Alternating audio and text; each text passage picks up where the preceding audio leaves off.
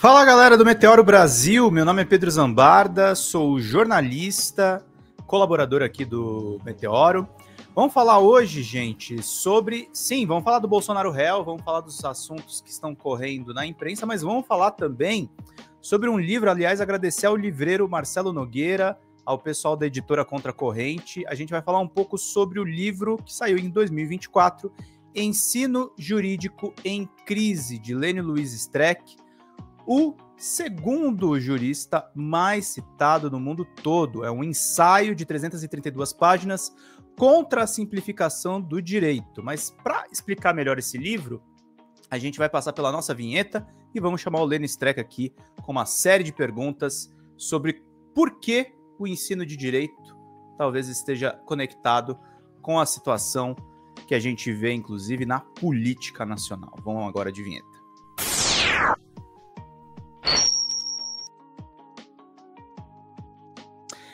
Quero chamar o professor Lênio Streck e perguntar para o professor, por que as críticas ao ensino do direito não trazem soluções? Elas são tão céticas. Queria que você explicasse. E por que você escolheu criticar as graduações de direito? Tudo bom, professor? Como é que você está? Opa, tudo bem, Pedro. Não só as graduações, mas a pós-graduação também. Há uma crise, digamos assim, eu usar a palavra da moda, né? Uma crise estrutural. Uma crise estrutural no direito. Que é uma palavra que diz tudo e às vezes não diz nada, né, professor? É fogo. Isso aí, dá para dizer tudo, né? Isso é um problema estrutural. Sim, também é um problema funcional.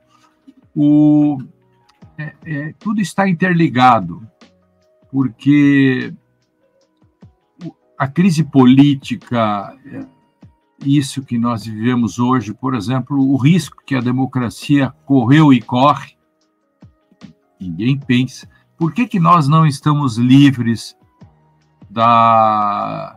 dos ataques à democracia? Talvez porque o direito não soube segurar isso.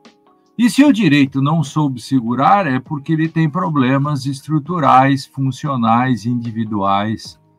Ele tem problemas no ensino, ele tem problemas na aplicação. Todos os juízes do Brasil e promotores, enfim, não são filhos de chocadeira, né? Não. E vieram da onde? Das faculdades. E onde está o criatório? Onde está a raiz do problema? Nas faculdades de direito. Então, é isso. Nós acabamos formando no Brasil uma legião de reacionários, de gente que, paradoxalmente, odeia a Constituição. Sim, se fôssemos médicos, nós estaríamos fazendo passeatas contra os antibióticos. Esta é a alegoria, porque quando o Supremo Tribunal salvou a democracia, ou ajudou a salvar a democracia, as pessoas acham hoje que o Supremo é ditador, quer dizer, salva a democracia e começa a julgar os que tentaram solapar a democracia, e ele está na boca do povo. É como eu tenho brincado em vários programas, né? O meu açougueiro acha que o problema é o Supremo Tribunal. Antigamente ele falava comigo sobre o tempo. Vai chover, né, doutor? Hoje é esse Supremo, hein, doutor? Não dá, né? Quer dizer, então o papo do elevador agora já passou a ser o problema do judiciário e do Supremo. Por quê? Porque há algo maior. E nesse livro, né, eu tento demonstrar isso de todos os modos possíveis, né? Por que a sala de aula vai mal? Por que as dissertações não vão bem? A pós-graduação também. Temos, portanto, Houston, precisamos falar sobre o direito brasileiro. Uma coisa que é interessante do seu livro e me chamou a atenção logo de cara é que você diz que você critica o positivismo no direito e critica também outras correntes, E você coloca uma questão que o cidadão comum leva muito em consideração, inclusive para atacar o Supremo, né, Lênio? Que a justiça são as determinações da Suprema Corte, do Supremo Tribunal Federal. Ou seja, são a praxis do direito. E você diz que não é isso. Refletir sobre o direito é ir além dessas decisões, né? Inclusive no sentido de corrigi-las, né? Claro. Aí que está. Um dos problemas, às vezes, aqueles que dizem que onde está a solução está o problema, né? A solução dos problemas, às vezes, traz problemas da solução. No Brasil se criou um senso comum muito forte das práticas, né? Dizendo que, afinal, o direito é o que os tribunais dizem que é. Mas isso coloca de lado o problema das democracias, porque nas democracias não é o judiciário que faz o direito. Há uma sutileza nisso. O judiciário aplica um direito que não é ele que faz. Agora, se o judiciário, ele mesmo faz o direito e ele mesmo aplica o direito, ele cobra o escanteio e faz o gol. Não, a democracia funciona com um cara no gol, o outro no meio-campo, um cobrando escanteio, o outro fazendo o gol, e um apitando. A democracia não é tudo num só. Então, o judiciário acabou se empoderando fortemente, né? Agora, isso são questões contingenciais. Isso não quer dizer, por exemplo, que nós não tenhamos que apoiar institucionalmente a Suprema Corte brasileira, que acabou passando por imensas dificuldades, porque ela foi atacada. Sim. Quem acompanha a política brasileira e o cotidiano sabe dos ataques em 2019, principalmente, tudo porque fomentados pelo restolho da Lava Jato e pelo bolsonarismo. Vejam, por exemplo, em 2019, que começa tudo isso, o Supremo Tribunal é atacado até com fogos, etc. Aí, o que faz o Supremo, ainda sob a gestão do ministro Toffoli? Ele usa o regimento interno para editar aquele inquérito que acabou gerando tudo. Hoje tudo está pendurado naquele inquérito. E as pessoas se queixam e dizem, mas aquele inquérito foi fundamental. Agora, de novo, o problema do direito. Por quê? Porque quem deveria ter defendido o Supremo é a instituição do Ministério Público, que não o fez. Ao não fazer, hoje, por exemplo, se o Ministério Público reclamar do Supremo Tribunal, é mais ou menos que é uma espécie assim, de contradição, um venire contra factum próprio. Quer dizer, o Supremo se autodefendeu porque você não me defendeu. E agora, como ele se autodefendeu e ele ficou muito grande, na opinião das pessoas, enfim, então a gente vai criticá-lo. Ora, agora o Ministério Público, de algum modo, se recupera pelo Procurador-Geral da República com a denúncia contra o Bolsonaro, ainda que tenha demorado 2 anos, uma denúncia bem construída. Agora a denúncia foi recebida, mas veja como é difícil no Brasil.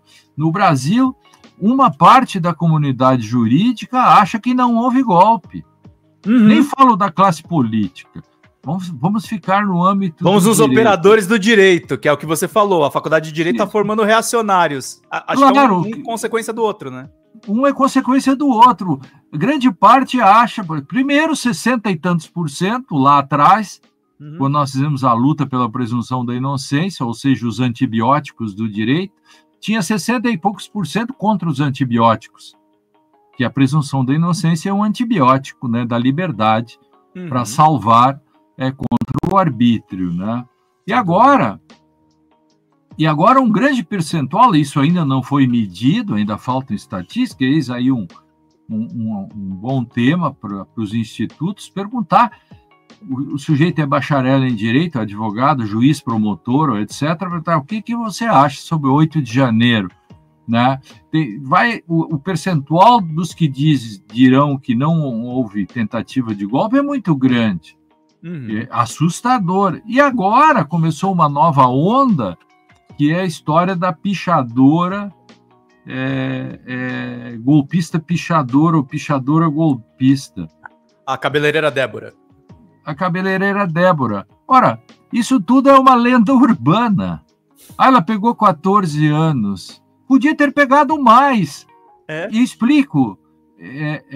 Até eu acho que o ministro Celso de Mello, o ex-ministro Celso de Mello, esses dias fez um cálculo, né, no Conjur, e disse, né, não, mas está correto. E tem muitos colegas que fizeram uma análise, eu mesmo, mas enfim, vou falar de outro, que disseram, olha, essa pena podia ter sido maior. Até há um erro para baixo do que um erro para cima. E aí começou a se criar uma lenda urbana dizendo, mas pichar com batom. Isso é um erro jurídico, já que nós estamos falando do direito. E é uma narrativa, né, Lênio? Uma narrativa que compraram, inclusive, da imprensa. Ela não explica o crime. É a história da moça, mas até aí... Mas pera um pouco, ela estava numa tentativa de golpe. Não, e outra, isso é um crime de empreendimento. Pode ser uma pessoa super legal, mas assim, ela estava cometendo um crime. Claro, isso é mais ou menos como o motorista de um assalto a banco. Pode ser um cara legal, um ótimo pai. Mas não, isso. E se ele pegar 10 anos de prisão, não é um coitadinho dizer, mas ele só dirigiu o carro. Ele só dirigiu o carro. E vamos mais longe, Pedro. Quer dizer que o cara que bolou a minuta do golpe só fez a minuta do golpe. Só escreveu. Ele só escreveu. Aí, bom, a outra só escreveu com o batom. O olheiro do O Bolsonaro só editou, né? O Bolsonaro só corrigiu, ele só chamou os ministros militares. O olheiro do tráfico só olha. O sujeito que defecou no gabinete lá no dia 8 de janeiro só defecou. O que roubou, que estragou o relógio histórico, só estragou. Ora, somando só os que só fizeram, não há nada. Vamos todos para casa, acabou. Terminou. Não tem mais nada. Pronto, descobrimos. No fundo, é um pouco da ideia do paradoxo do queijo suíço. O melhor queijo é o queijo suíço. O queijo suíço é cheio de furos. Então, quanto mais furos, melhor o queijo. Quanto melhor o queijo, menos queijo. No final, moral da história, o queijo ideal é o queijo nenhum. Pronto, não houve golpe. Por quê?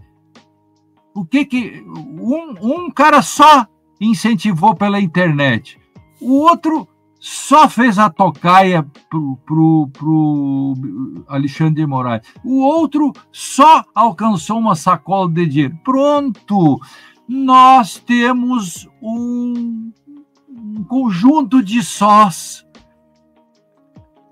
Se dá conta do negócio? Como é que a grande mídia cai numa narrativa dessas? Sabe? Como é que entram nisso? Agora, isso é um problema jurídico. Claro. Não é um problema de medicina, não é um problema de física, de química, nem da política. Sempre é político, porque tudo é, mas não é estrito da política. Isso não é um problema de moral, isso é um problema jurídico. Um problema jurídico mal interpretado, claro, a partir de componentes morais, políticos, ideológicos, etc. Então, o direito está em todos os lugares. E aí, quando se precisa fortemente dele, a gente corre o risco de conseguirem transformar uma tentativa de golpe de Estado, que quase nos tirou a democracia, em um conjunto de fatias. Tem isso é muito engraçado, tem o Rudolf Hering, que era um jurista do século XIX, famoso. Ele escreveu um livro chamado Paraíso dos Conceitos. Eu até cito aqui no meu livro isso, o Ehring. E ele diz assim, os juristas criam tantas ficções, né, que ele conta lá que inventou uma máquina de fatiar cabelo, um fio de cabelo em 900 pedacinhos. Quer dizer, isso é o máximo da ficção. O máximo da ficção no direito é você dizer que, afinal, num conjunto de uma tentativa de golpe, você fazer uma abdução, tirá-la de dentro e dizer: a pobre moça só fez uma pichação. Ponto. Está liquidada a fatura. E é um bom exemplo isso para nós, digamos, percebermos o sentido do direito e da crise e de como nós corremos riscos. O Bolsonaro não disse que ele apenas juntou lá e disse, mas eu estava dentro das 4 linhas, eu estava só pensando em decretar um estado de sítio. Mas era só a decretação de um estado de sítio. Mas tinha acabado de ter eleição. Ele perdeu. Que ele perdeu. E por que ele decretaria estado de sítio se não é para dar um golpe? Mas ele só queria fazer isso. Aliás, ele só quis fazer um monte de coisa, né? Várias vontades, assim, bem peculiares do nosso ex-presidente, né? Uma coisa que você diz logo no começo do livro, Lênia, é que você não teme que as pessoas peguem as suas críticas e deturpem. E a gente sabe, você acabou de falar, a Faculdade de Direito está falando reacionários. A gente vê esses bolsonaristas emulando o grupo Prerrogativas, criando todo tipo de coisa. Você não teme mesmo que suas críticas sejam deturpadas por essa gente? Claro que sim, né? Eu faço um pouco de ironia, né? Porque quando eu quase puxei a plaquinha aqui, professor, mas eu me segurei. Claro. Quando eu entreguei o livro, eu tinha acabado de comprar o livro da alemã Sabine Hossenfelder, né? Que escreveu o livro A Ciência Tem Todas as Respostas. Aí ela começa a mostrar, né? Como tem muita trampa também nessas coisas da ciência. Você usa a matemática para dar drible da vaca e etc. Enfim. Então ela diz, mas veja, eu mesmo... às vezes pessoas dizem, isso tudo é bobagem, que a ciência faz, etc. E ela começa a discutir. Não é como se tudo fosse bobagem, né? Mas há algumas boas pesquisas que estão em andamento em grandes questões e nós podemos descobrir muita coisa, né? Agora, deveríamos falar sobre tudo isso de forma honesta, deixando claro o que a ciência pode descobrir e o que ela não pode descobrir, o que é fake e o que é negacionismo, né? Então, nesse sentido, eu tenho consciência também de que as minhas críticas não fazem amigos, assim, né? Tem gente que acaba se incomodando com isso, mas o livro chama atenção para isso, né? Em cima, quem conhece o livro da Sabine sabe o que ela quer dizer, e quando se diz não temer, a gente está fazendo uma brincadeira, porque sempre tememos que nossas palavras sejam deturpadas. Por exemplo, eu botei exatamente um ensaio contra a simplificação no nome, embaixo do subtítulo, exatamente porque tem coisas muito sofisticadas. Antes que alguém chegasse e dissesse, isso aí é muito sofisticado e precisamos de um direito mais simples, eu exatamente botei, isto aqui é um ensaio contra a simplificação. E isso também é deturpado, porque aí outro dia eu vi na internet dizendo Lênio Streck é a favor do juridiquês. O que uma coisa tem a ver com outra? Essa linguagem empolada que os juristas usam, etc., isso não me importa.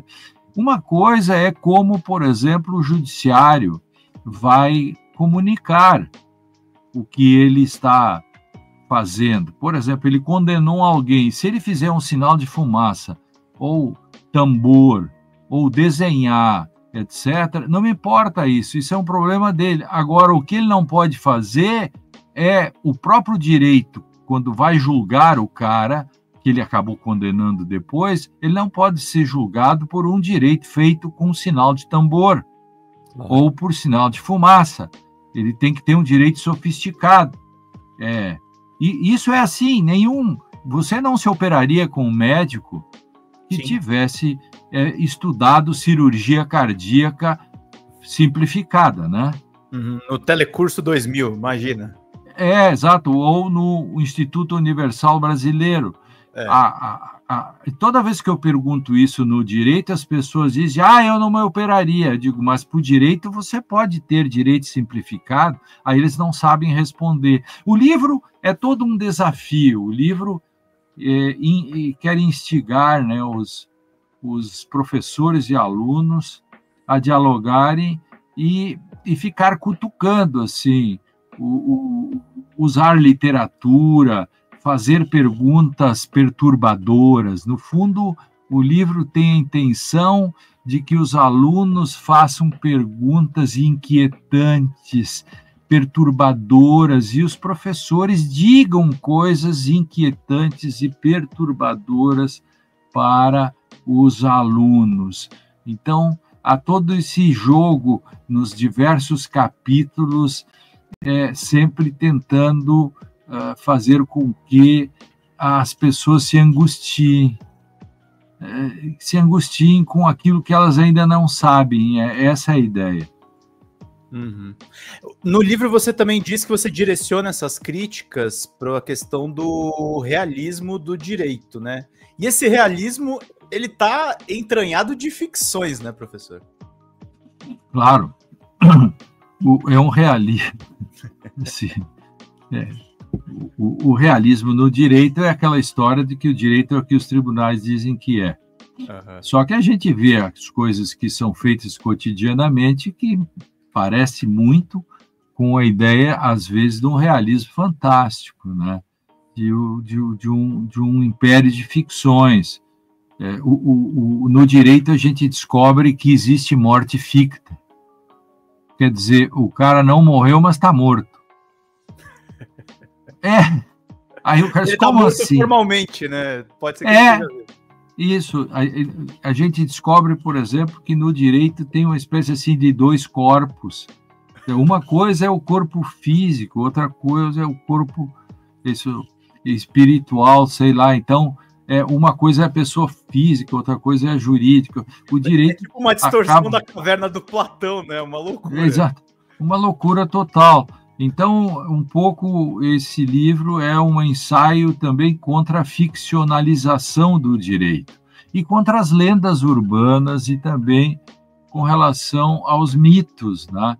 Porque se nos gregos e na história da humanidade ocidental, o logos, a palavra, veio para superar o mito, né? Porque os gregos explicavam o mundo pelo mito. Sim. Hoje, no direito, principalmente no Brasil, é o mito que explica o logos. É fantástico. Para explicar o que é verdade no direito, você usa um mito, que é o da verdade real, que não existe. Sabe? Para dizer como o juiz julga, se cria um mito de que o juiz tem liberdade para falar e, portanto, o direito é apenas uma ferramenta à disposição. Nós inventamos mitos, né? Exatamente.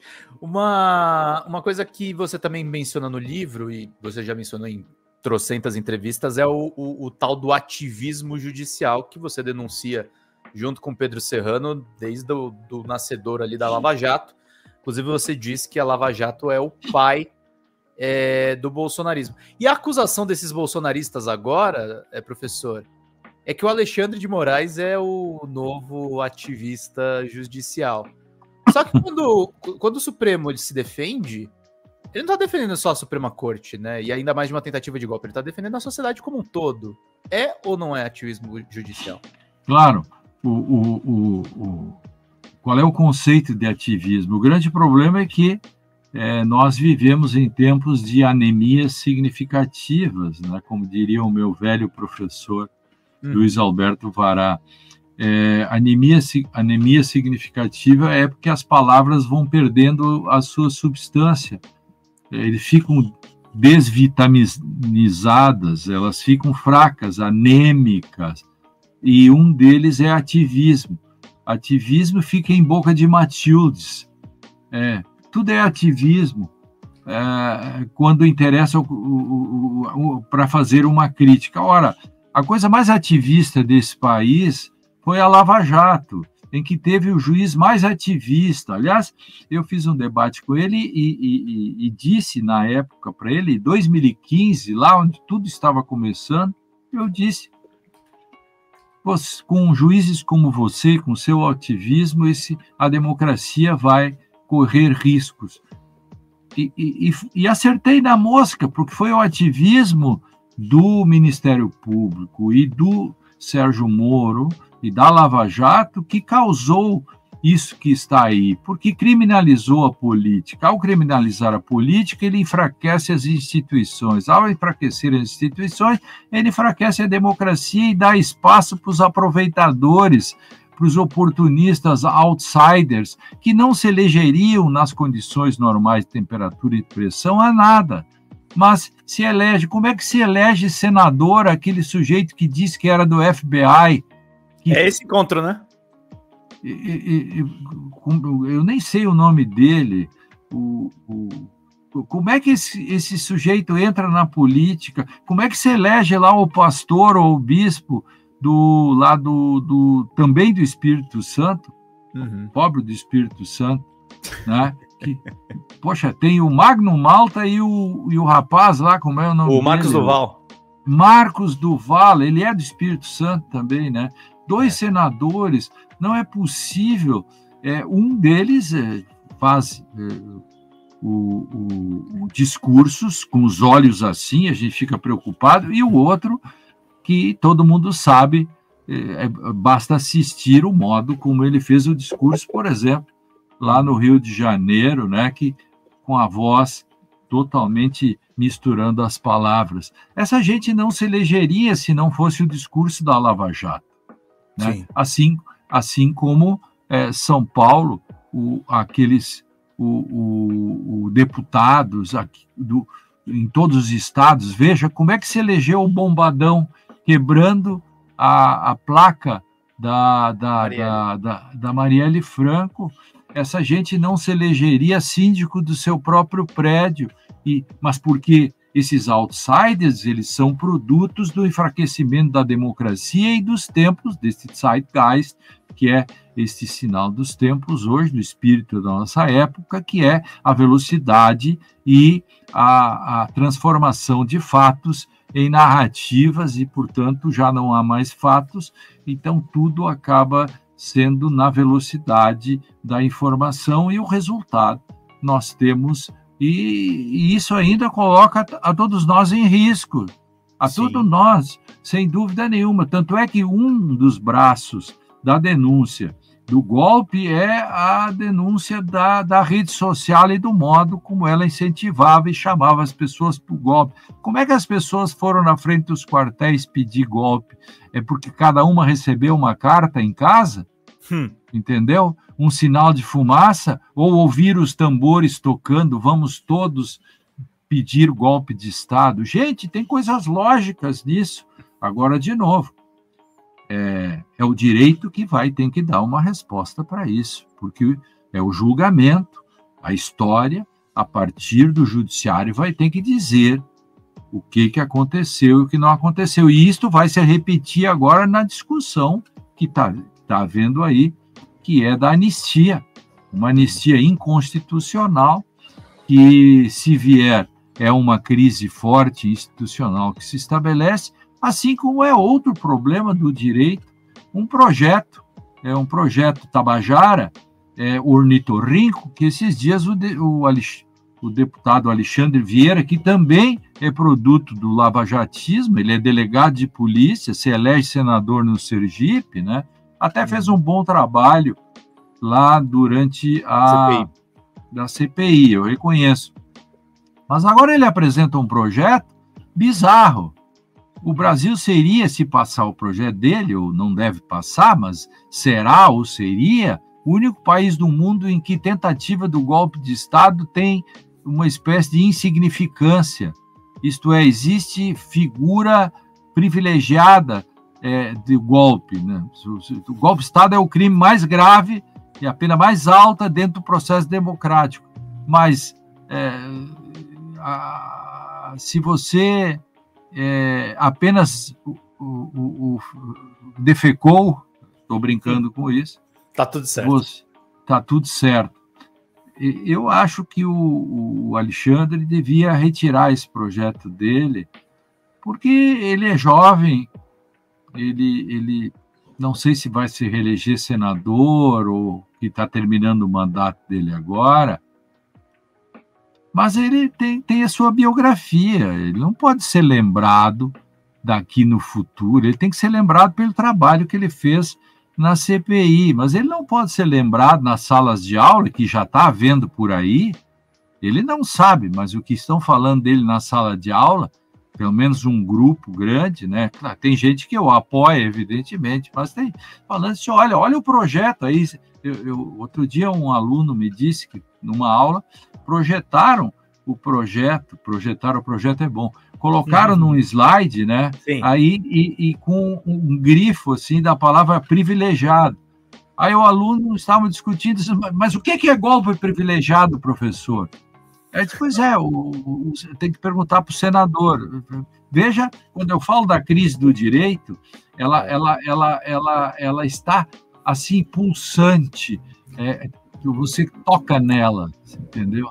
E é multifatorial, né? Porque a gente tem um problema das faculdades mesmo, como é o ensino hoje, você fala no livro a respeito da falta de formação, e esse problema externo, que é um monte de projeto de lei bizarro, né?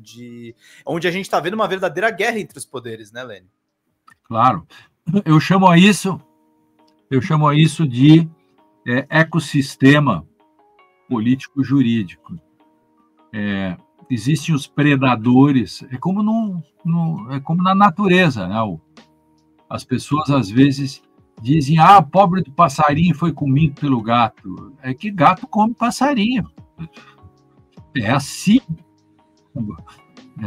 Se você gosta de gatos, você tem que ter certeza de que ele é um predador. Sim. Ele come um monte de bichinho. O seu gato não é vegetariano, não é vegano. E nunca vai ser. Tem uma pesquisa nos Estados Unidos que estavam discutindo o negócio da proteção de animais, enfim, aí um cientista disse, você sabe quantos pássaros são comidos pelos gatos americanos durante um ano? O cara disse, não sei, 40 milhões de passarinhos. O cara disse, não é um genocídio de passarinhos.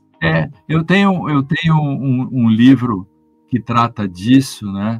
Um livro, acho que chama Deus Ex Machina, uma coisa assim, de uma cientista americana que comprou um cachorrinho robô e aí começa a se falar sobre inteligência artificial e o mundo. Assim, é um livro belíssimo, não tem no Brasil ainda, mas eu peguei ele em primeira mão.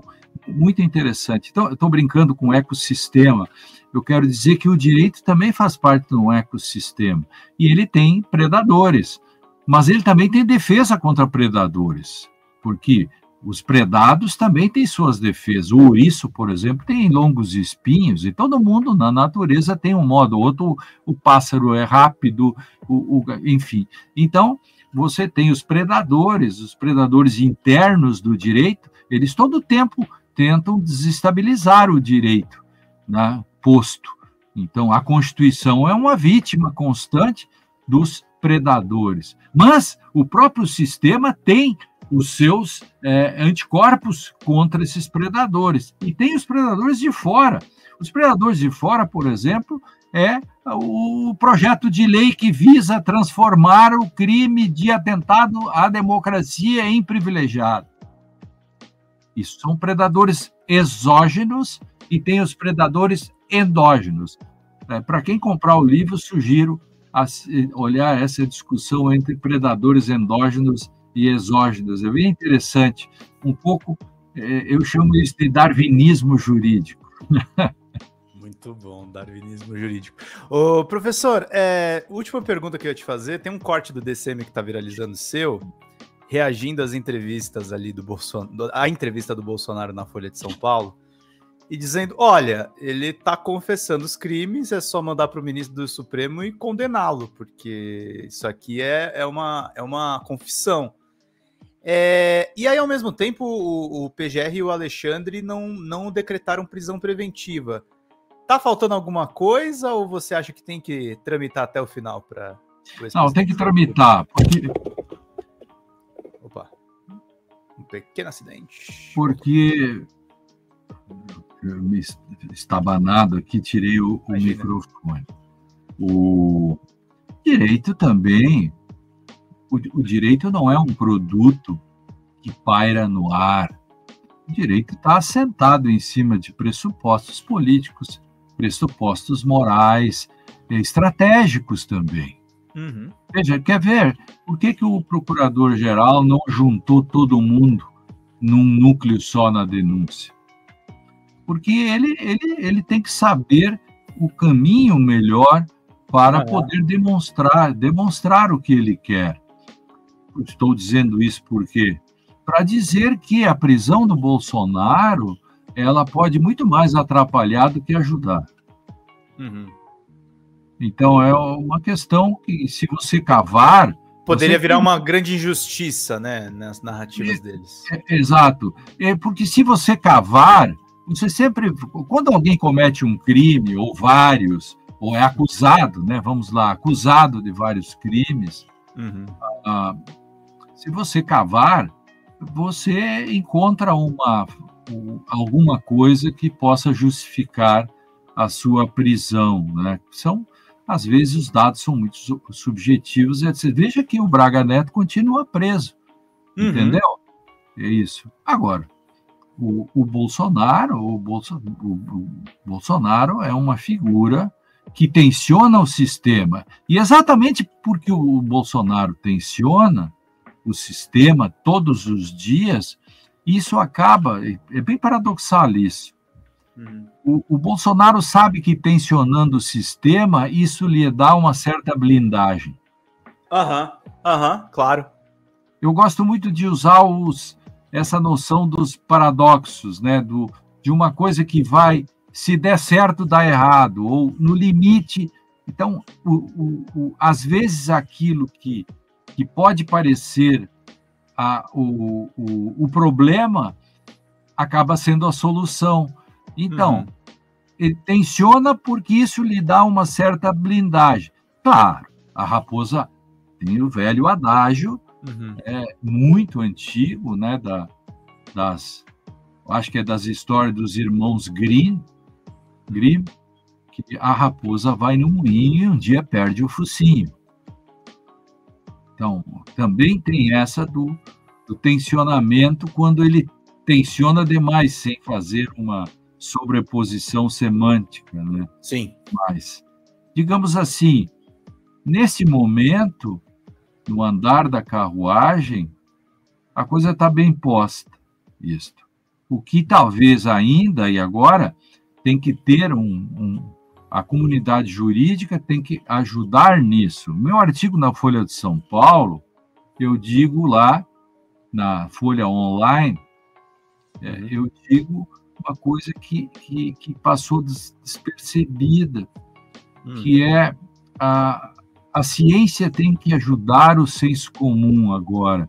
A ciência tem que desmitificar o senso comum. Nesse momento, a parte a mídia e junto com parte da comunidade jurídica, caras como Pedro Serrano, eu e outros, já estamos fazendo isso, precisamos da mídia, para pararem com esse negócio de que é possível que alguém que participa de um golpe, que é um crime de empreendimento, possa ter o seu caso analisado sob pena, assim, do coitadinho da moça que foi apenas pichar. Quando ela enfrentou policiais, participou dos acampamentos, fez tudo, todos os demais atos. Então, não é um bom serviço prestado pela imprensa, nesse momento, se colocar, digamos, isoladamente um fato. Por isso que eu disse agora, está na edição que está no sábado, a edição de sexta, desses dias, acho que sai no dia, nas sextas-feiras, a edição em papel da Carta Capital. E na Carta Capital, a edição em papel, ali tem esse meu raciocínio que eu fiz no início, uma espécie assim de fator, ele só fez isso. Está lá na Carta Capital, estou fazendo propaganda aqui da Carta Capital, que é um belo jornal, bela revista, e eu e Pedro estava comigo, Pedro está comigo nessa, e foi entrevistado também. São coisas curtas assim, mas bem incisivas, que nós dissemos exatamente nessa questão do grande assunto do momento. Incrível! A moça virou celebridade. Virou celebridade. Agora ela vai se eleger deputado. Quer dizer, Não é possível. Isso tinha que parar em algum momento, né, professora? Eles tinham que ser punidos, né? Esse julgamento dos golpistas é um momento do direito ser o direito? Esse é o momento do direito a assumir o seu grau de autonomia para exatamente ele fazer a interdição entre civilização e barbárie. Aliás, você sabe, a modernidade começa assim, a partir de Thomas Hobbes, a noção entre o civilização e barbárie. Qual é o papel do Estado? Fazer interdição, e o direito. O direito também, aliás, ele tem uma frase, né, que é auctoritas non veritas facit lege. Naquele momento, né? Hobbes, para quem não sabe, o autor do O Leviatã. O Leviatã, para mostrar que os homens viviam em estado de natureza e, numa guerra de todos contra todos, eles acabam se matando. O que precisa, então? Eles precisam do direito, eles precisam de um pacto de associação e um pacto de submissão. Isso se chama de contrato. E nesse momento que eles fazem isso, eles se salvam, de algum modo, embora lá naquele momento eles ainda percam um grau, a sua liberdade, mas eles trocam isso pelo contrato, enfim, para serem salvos. É a interdição. Então, nesse momento, hoje, 2025, o papel do Supremo, o papel do direito é fazer essa interdição. Aqui está a barbárie, tentativa de golpe, que por si só é a barbárie, porque a democracia é antitética a qualquer autoritarismo e golpes, e aqui está o Estado democrático de direito. Ponto. Esse é o papel do direito. Muito bom, Lênin Streck. Eu conversaria horas aqui com o professor e recomendo que vocês comprem o livro. Vou mostrar a capa mais uma vez lá na editora Contracorrente. Vou me permitir aqui, tem um selo lá da Folha Democrata, vocês conseguem 25% de desconto, é só usar o selo Folha 25 para vocês adquirirem a capa aqui do livro Ensino Jurídico em Crise, ensaio contra a simplificação do direito. Tá aqui, é importantíssimo aqui para vocês acompanharem e entenderem, sobretudo nesse momento de tentativa de golpe, né, professor? Eu acho que é fundamental a pessoa se ser... Você recomenda essa leitura, inclusive, para quem não é do direito? Claro, tem coisas ali que transcendem, né?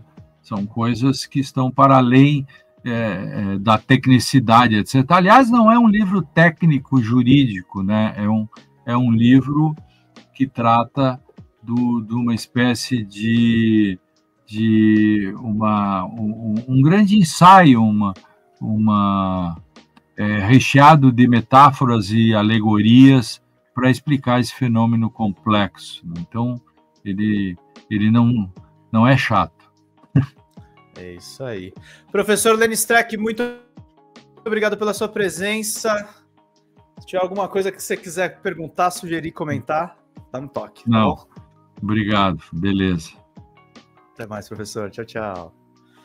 Tivemos aqui o professor Lênin Streck conosco, gente. A entrevista sai amanhã às 14h. Espero que vocês estejam. A gente está gravando aqui numa sexta-feira. Muito obrigado pela presença de todos vocês e vamos para os créditos aqui do Meteoro Repórter.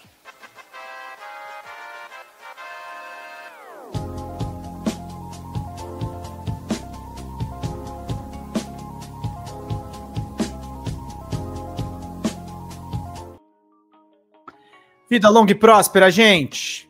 Cuidem dos seus. Até mais. Tchau, tchau.